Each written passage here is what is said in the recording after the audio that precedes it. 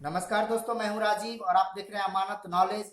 दोस्तों, आज हम जानकारी प्राप्त करेंगे कि एक सफल अमीन बनने के लिए गणित यानी कि मैथमेटिक्स का कितना नॉलेज होना चाहिए। तो दोस्तों, इसकी जानकारी आज हम प्राप्त करेंगे और जानकारी प्राप्त करने से पहले आप हमारे चैनल पर नए हैं तो चैनल को सब्सक्राइब कर लीजिए और बेल आइकन प्रेस कर दीजिए, क्योंकि इस तरह का नॉलेजेबल वीडियो मैं आपके लिए लाता रहता हूँ। चलिए आगे जानकारी प्राप्त करते हैं।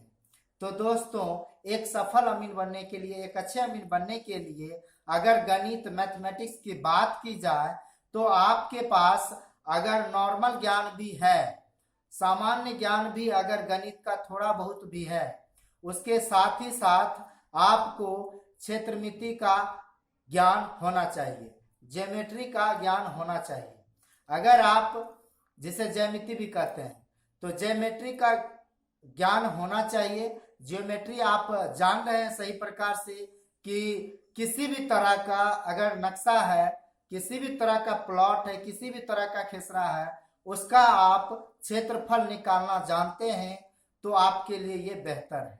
उसके साथ ही साथ आप अगर अमीन कोर्स कर लेते हैं तो उससे और आपको सहायता मिल जाती है मैथमेटिक्स में।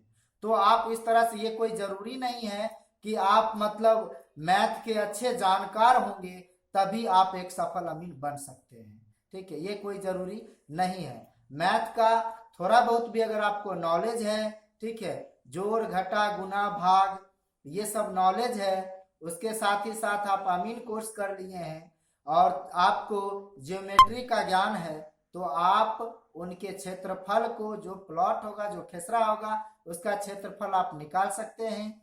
और आप अमीन कोर्स किए हुए हैं तो उस क्षेत्र का जो एक धुर का साइज होता है, वर्ग करी में, वर्ग फीट में, वर्ग गज में, जिस तरह का भी साइज होता है, उससे आप भागा देकर उसका आप जो है सो धुर निकाल सकते हैं, कट्ठा बना सकते हैं, बीघा बना सकते हैं। तो दोस्तों, इस तरह से ये कोई जरूरी नहीं है कि आपको एकदम मैथमेटिक्स का बहुत बड़ा जानकार होंगे तभी आप सफल अमीन बन सकते हैं, ये कोई जरूरी नहीं है। जितना मैंने कहा अगर उतना है तो वो बहुत ही बेहतर होगा। तो दोस्तों, उम्मीद करता हूं कि आप समझ गए होंगे। अगर समझ में आ गया तो वीडियो को लाइक शेयर करना ना भूलें। मिलते हैं नेक्स्ट वीडियो के साथ, तब तक के लिए अलविदा। थैंक्स।